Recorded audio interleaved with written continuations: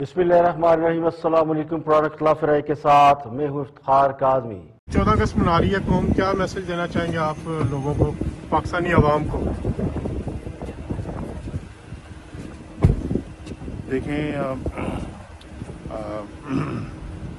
ہم ہر سال یوم آزادی مناتے ہیں۔ اللہ تعالیٰ اسے ہمیشہ مبارک رکھے پاکستان کے لیے، لیکن میرا خیال ہے کہ ساتھ ساتھ ہمیں یہ بھی سوچنا چاہیے من حیث القوم کہ ہم پچھلے 72-73 سال سے آزادی تو منا رہے ہیں، لیکن آج سوال اٹھتا ہے کہ واقعی ہم ایک آزاد قوم ہیں، اور کیا ہم سب آزاد فیصلے کرتے ہیں؟ یہ 22 کروڑ عوام جو ہے یہ واقعتاً آزاد ہیں، اور ان کو رہنے کی، ملک میں کام کرنے کی، بسنے کی، اپنے معاملات کی بالکل آزادی کے ساتھ جو ہے وہ فیصلے کرنے کی حیثیت ہے، طاقت ہے، قوت ہے۔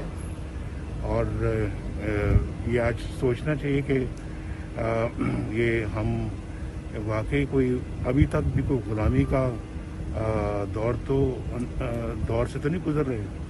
یہ بہت ضروری ہے کہ ہم اگر انگریزوں کی غلامی سے آزادی حاصل کر کے اپنے ہی لوگوں کی غلامی میں آ جائیں تو پھر یہ سوچنے والی بات ہے۔ کاظمی، دیکھیں کسی کو اچھا لگے یا برا لگے، نواز شریف نہ بزدل لیڈر ہیں نہ منافق ہیں۔ یہ الزام بھی اسی طرح غلط اور جھوٹا ہے جس طرح ان پر دیگر الزامات لگائے جاتے ہیں۔ کبھی انہیں غدار کہا گیا، کبھی مافیا قرار دیا جاتا ہے۔ اس کے باوجود نواز شریف کی سیاسی حقیقت کو ختم نہیں کیا جا سکا، اور یہ سارے الزامات لگائے اس لیے جاتے ہیں کہ نواز شریف کے سیاسی قد کو کسی طرح کم کیا جا سکے۔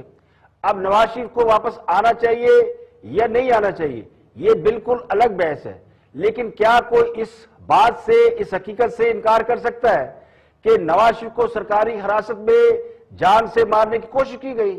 اب مسلم لیگ نون کی مرکزی قیادت پاکستان میں ہے، اکیلے نواز شریف لندن میں ہے یا ایک آدھ اور کوئی رہنما ہوگا، لیکن جو پاکستان میں موجود ہے مسلم لیگ نون کی مرکزی قیادت، وہ ساری کی ساری جیل جا چکی ہے، سزا کاٹ چکی ہے، لیکن نہ کسی پر جرم ثابت ہوا، نہ کسی کو اس طرح قانون کے مطابق سزا دی گئی، محض شبے میں پکڑا اور بغیر کسی جواز کے مہینوں جیل میں رکھا۔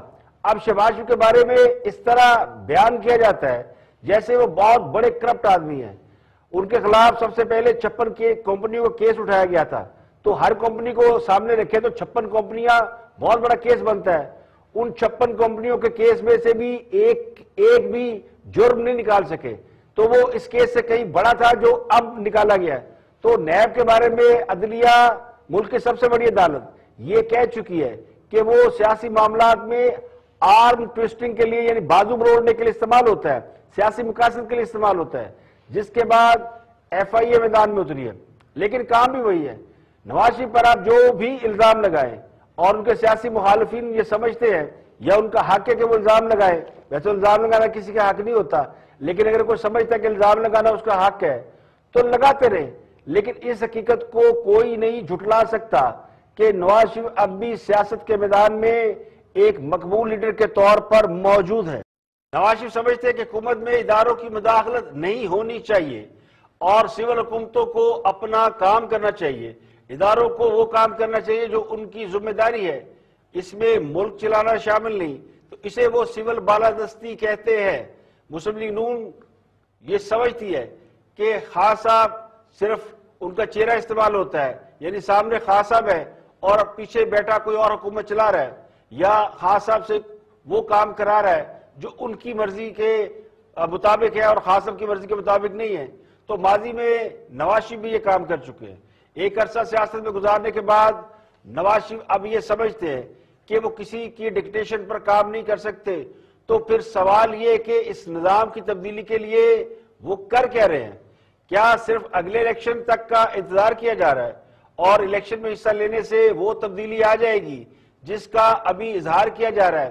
کیا نون لیگ یا پوشن عوام کو اتنا تیار کر چکی ہے کہ وہ اس نظام کو تبدیل کر دے، اس نظام کو بدل دے جس کی بھیٹ کئی وزیر اعظم چڑھ چکے ہیں؟ تو یہ وہ سوال ہے جو عام آدمی کے ذہن میں موجود ہے. جس نظام کو آپ قبول نہیں کرتے اور جس کی تبدیلی کی آپ بات کرتے ہیں تو اس کی تبدیلی کے لیے آپ کر کیا رہے ہیں؟ سابق وزیر اعظم شاہ خان عباسی کے بقول نواز شریف اس تنخواہ پر کام کرنے کو تیار نہیں ہے جس تنخواہ پر عمران خان کام کر رہے ہیں، تو اس کا مطلب کچھ اور لیا جا سکتا ہے. میاں شہباز شریف صاحب کہہ رہے ہیں نا کہ اگر قسطوں میں تابعداری کر رہے ہیں تو پھر مکمل کر لینا. نہیں، تابعداری کی بات نہیں ہے. اگر ہم یا قسطوں میں چلو کمپرومائز کر رہے ہیں. نہیں، کمپرومائز کی بھی گنجائش نہیں ہے، کیونکہ اگر ہم کمپرومائز آئین شکنی سے کریں گے تو پھر معاملہ خراب ہوتا ہے. اگر ہم کمپرومائز اس بات سے کریں گے کہ ہم کو ڈیل کر کے اقتدار میں آ جائیں تو پھر معاملہ خراب ہوگا. پھر تو جو آج کل یعنی میں بنیادی بات یہ کروں گا کہ جس تنخواہ پر عمران خان صاحب کام کر رہے ہیں اس پر مسلم لیگ تیار نہیں ہے. نہیں تو کیا 80 میں اور 90 میں اسی تنخواہ پہ نواز شریف صاحب نے کام نہیں کیا؟ میں ان سب معاملات کے لیے میں یہ کہوں گا کہ ٹروتھ کمیشن بنا دیں. کیا یہ حقیقت نہیں ہے کہ میاں نواز شریف صاحب کو اس وقت سیاست میں اسی طرح لایا گیا اور اسی طرح سپورٹ کیا گیا جس طرح اس وقت عمران خان میں صاحب؟ اسی لیے کہہ رہا ہوں کہ آپ جب ٹروتھ کمیشن بنائیں گے یہ حقائق سامنے آئیں گے. اس ملک کے حقائق بڑے تلخ ہیں اور وہ نہیں ہیں جو نظر آتے ہیں. یہ بھی ایک بدنصیبی ہے. لیکن اب لوگ یہی بھی کہہ رہے ہیں کہ مسلم لیگ نون اور میاں نواز شریف صاحب جس طرح نظر آنا چاہتے ہیں اس طرح ہے نہیں. انہوں نے اپنے عمل سے ثابت کیا ہے. جو حکومتیں ٹوٹی ہیں، جو نکالا گیا ہے بار بار، اس کے پیچھے یہی بات ہوتی ہے کہ وہ اس تنخواہ کو قبول نہیں کر سکتے جو وہاں پر دی جاتی ہے. لیکن نکالے جانے کے بعد بھی وہ اسی تنخواہ پہ کام کرتے ہیں. کیا اس وقت کالا کوٹ پہن کے اور سپریم کورٹ جانا حسین حقانی وغیرہ کے معاملے پہ کیا اسی تنخواہ پہ کام کے مترادف نہیں تھا؟ وہ ڈھکی چھپی بات نہیں تھی. وہ گئے عدالت میں، سب کے سامنے گئے. یہ ان کا ایک فیصلہ ہے. الیکشن کے بعد جس طریقے سے میاں صاحب خود پس منظر میں چلے گئے، مریم بی خاموش ہو گئی، تو وہ بھی کیا پھر اسی تنخواہ پہ کام کی خواہش اور کوشش نہیں تھی؟ الیکشن کے بعد وہ جیل میں تھے. ان کو تو الیکشن کے دوران، اور یہ بھی ایک جو الیکشن چوری ہوتا ہے اس کا حصہ ہوتا ہے کہ الیکشن کے دوران آپ نے کنوکشن کرا کر وہ آئے، جیل چلے گئے، جیل میں رہتے رہے، بیمار ہوئے، ملک سے باہر چلے گئے. یہ ساری حقیقت ہے. تو اس کا مطلب یہ ہے کہ مسلم لیگ نون کا بیانیہ مفاہمت کا نہیں ہے بلکہ مزاحمت کا ہے یا جدوجہد کا ہے. لیکن وہ جدوجہد ہے کیا؟ نہ عوام سڑکوں پر ہے، نہ لیڈر جیلوں میں ہے، اور نظام کی تبدیلی کے لیے بھی کوئی محنت مشقت نظر نہیں آتی. تو دیکھا جائے تو اپوزیشن کا زیادہ تر انحصار اس بات پر ہے کہ حکومت خود اپنے بوجھ سے گر جائے، اپنی نالائکی کی وجہ سے خاص صاحب رخصت ہو جائے، خود بہت تبدیلی آ جائے، الیکشن ہو جائے. تو سوال تو پھر بھی یہ رہے گا کہ کیا اگلی حکومت بھی اسی طرز عمل پر چلے گی جس طرز عمل سے اب انکار کیا جا رہا ہے؟ آپ کو نواز شریف صاحب اگلے 6 ماہ میں یا سال میں پاکستان آتے ہوئے نظر آ رہے ہیں یا نہیں آ رہے؟ نواز شریف صاحب اگر پاکستان واپس آئیں گے تو وہ یہ دیکھ کے کہ مسئلہ بالکل ابر آلود نہیں ہے اور صاف ہے، اور ان کی یہاں پہلے بات ہو چکی ہے کسی ایسے سے ہی ہوگی جو بڑے اہم عہدے پہ بھی ہوگا، اور اس کے بارے میں بلیک میل ٹیپ بھی ان کے پاس ہوگی. کوئی ایسا ہیڈ آف اسٹیٹ یا head of the more powerful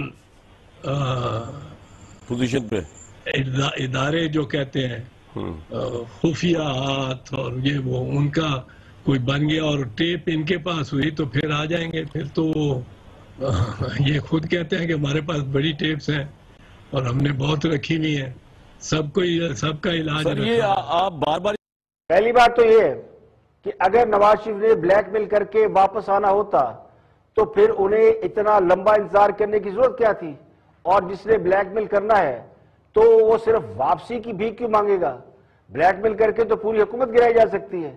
کل کو اگر نواز شریف واپس آتے ہیں تو اس کا مطلب یہ ہوگا کہ طاقتور حلقے بلیک میل ہو گئے ہیں، یا خدا نخواستہ ان کی کوئی ایسی ویڈیو موجود ہے جس سے ان کو بلیک میل کیا گیا ہے. تو اسے کہتے ہیں انٹرسپٹ کرنا یا کاؤنٹر کرنا، یعنی کوئی ایسی چیز جو ہوتی نہیں مگر ہو سکتی ہے تو اس سے پہلے ہی اسے پروپیگنڈے سے اس کا اثر زائل کیا جاتا ہے یا اسے کاؤنٹر کیا جاتا ہے۔ تو اعتزاز احسن صاحب کو داد دینا پڑے گی کہ نواز شریف کی مختلف حلقوں سے کہیں لائن سیدھی نہ ہو جائے، کہیں واپس آنے کا فیصلہ نہ کر لیں، تو ان کا راستہ روکنا کیسے؟ یعنی اس سے پہلے کہ نواز شریف واپس آئے ان کا راستہ روکنے والے میدان میں آ گئے ہیں۔ تو یہ کوئی اعتزاز احسن سے سیکھے، اس میں کوئی شک نہیں کہ اعتزاز احسن نواز شریف کو پسند نہیں کرتے، اس کی وجہ ان کا جہالہ ہونا نہیں ہے بلکہ معاملات کچھ اور ہیں۔ اب نواز شریف یا شہباز شریف نے اعتزاز احسن کے اتنے سارے الزامات کے بعد بھی ان کے بارے میں کبھی بھی اس طرح کے ریمارکس نہیں دیے جس طرح اعتزاز احسن ان پر بھڑاس نکالتے ہیں۔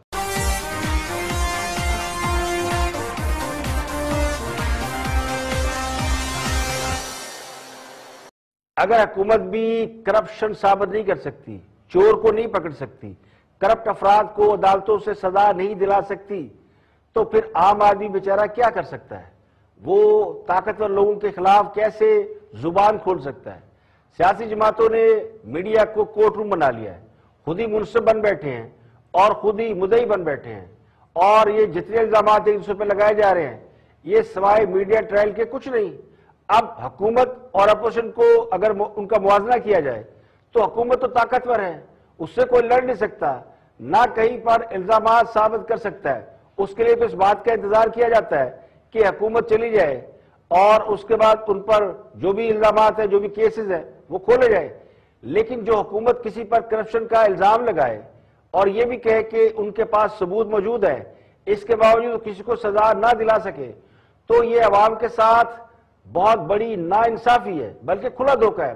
یا تو یہ مان لیں کہ چوکیدار چور سے ملا ہوا ہے، یا پھر یہ سمجھ لیا جائے کہ چوکیدار اس قابل ہی نہیں کہ وہ چوکیداری کر سکے، تو پھر عوام کے سینوں پر موم کیوں ڈال رہے ہیں؟ اب درجن بھر جو سیاستدان پکڑے گئے ان کے بارے میں آج تک سبھی سوال پوچھ رہے ہیں کہ ان پر کون سا الزام ثابت ہوا، کون سی کرپشن پکڑی گئی، کس کو سزا دلائی گئی۔ تو لب لباب یہ ہے کہ نہ حکومت کرپشن پکڑنے میں سنجیدہ نظر آتی ہے، نہ اپوزیشن میں اتنا دم ہم ہے کہ وہ حکومت پر لگائے گئے الزامات کو کسی فورم پر چیلنج کر سکے یا ثابت کر سکے۔ تو حساب برابر ہی ہے۔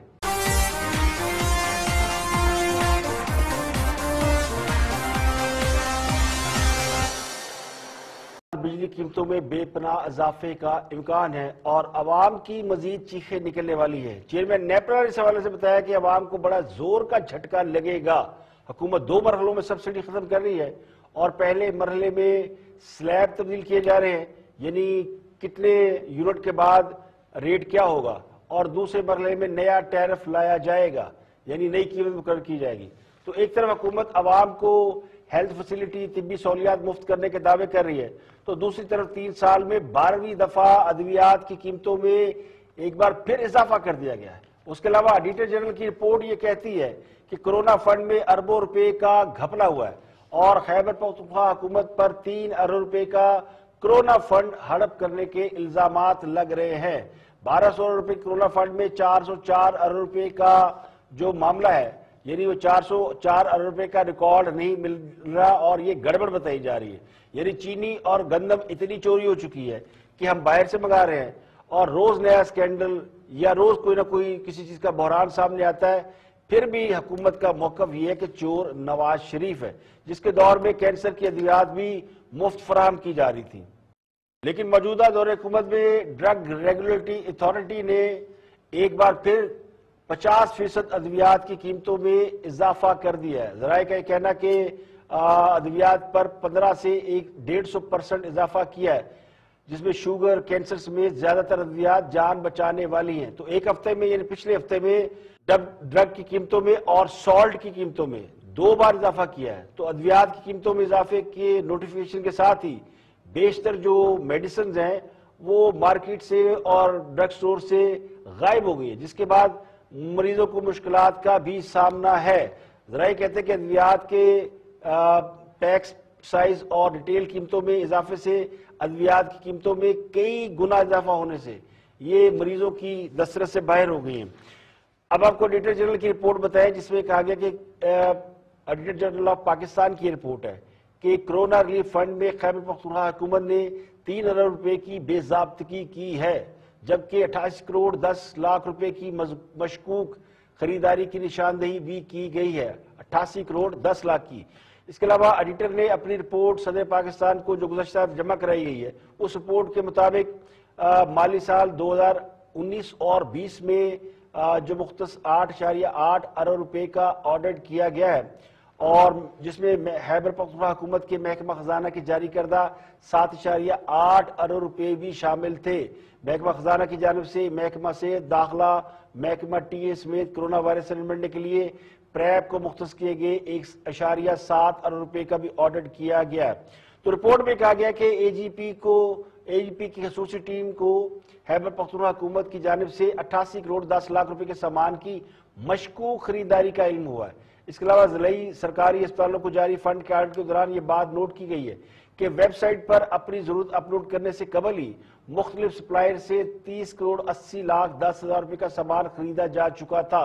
इसके अलावा कोविड फंड में से कोटेशन की बुनियाद पर जरूरी सामान की खरीदारी में सप्लायर को 57 करोड़ 39 लाख रुपए अदा किए जा चुके थे, यानी सामान खरीदने से पहले और डिमांड बताने से पहले ही पेमेंट भी हो चुकी थी और सामान भी आ चुका था। तो ऑडिटर जनरल ने इस बात का इंकशाफ किया 15 दिसंबर 2020 को महकमा कमेटी का इजलास हुआ, जिसमें कोटेशन, मुसाबकती स्टेटमेंट्स और स्टॉक के अंदराज की तस्दीक किया जाना थी, लेकिन इस रिपोर्ट को हतमी शक्ल देने तक और तस्दीक के लिए अब तक कोई रिकॉर्ड हुकूमत की जानिब से पेश नहीं किया जा सका। इसलिए ऑडिट ने इस मामले की इंक्वायरी की सिफारिश की है ताकि जिम्मेदारों का तयन किया जा सके। इसके अलावा कोरोना वायरस के वाले से जो फ्रंट लाइन वर्कर काम कर रहे थे, उनके लिए जो डेथ पैकेज अनाउंस किया गया था, यानी मौत का मुआवजा, जो लोग कोरोना वायरस के लिए खदमात अंजाम दे रहे थे, उस पैकेज में भी 1 अरब रुपए की खुर्द बुर्द की निशानदेही की गई है। इसके अलावा महकमा दाखिला और महकमा कबायली उमूर को जारी करदा 14 करोड़ रुपए के फंड का भी कोई हिसाब किताब नहीं मिला, जो कैदियों की स्क्रीनिंग और जेलों में कोरोना वायरस के फैलाव के जमन में जारी किए गए थे। यानी कोरोना के नाम पर पैसे आते रहे, जाते रहे, लेकिन उसका कोई ऑडिट, कोई हिसाब, कोई रिकॉर्ड मौजूद नहीं है। ये है सबसे बड़ा जो मामला है। तो मौजूदा दौर हुकूमत में मुआशी अफरा तफरी जो है वो नजर आती है, और LNG से लेके रिंग रोड और एहसास प्रोग्राम, इस तरह के मतलब वो प्रोग्राम जो बड़े ट्रांसपेरेंट प्रोग्राम रहे हैं किसी जमाने में, वो सब करप्शन की जद में। तो ये सोचने का मुकाम है कि हुकूमत कर क्या रही है।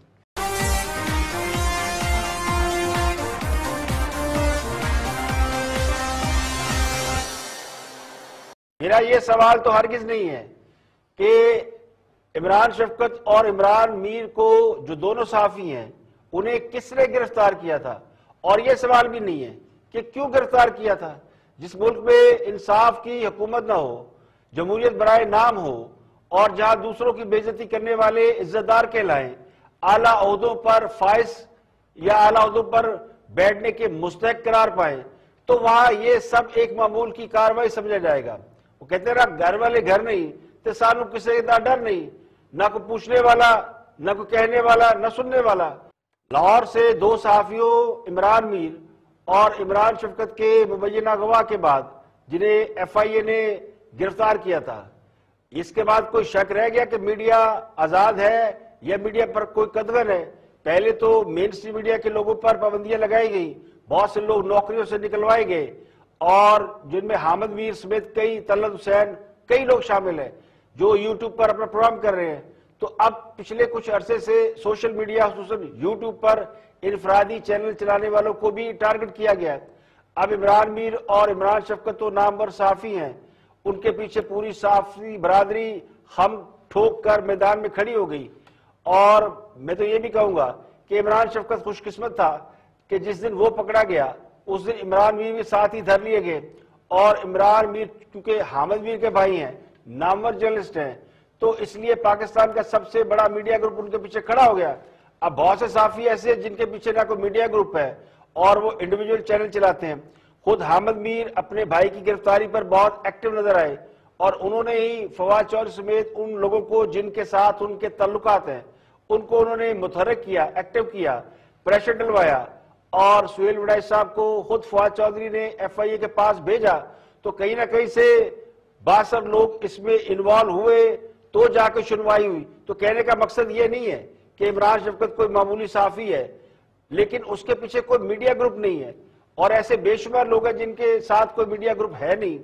خود عمران شفقت نے اپنے ویلاگ میں یہ بات تسلیم کی کہ اسے ایف آئی اے کے ڈائریکٹر نے کہا کہ تسی چنگے ویلاگر ہو، تہاڈا ایک بھی سفارشی نہیں ہے. تو مطلب یہ کہ عمران شفقت کی سفارشیں نہیں ہیں اور عمران میر کی سفارش ہے.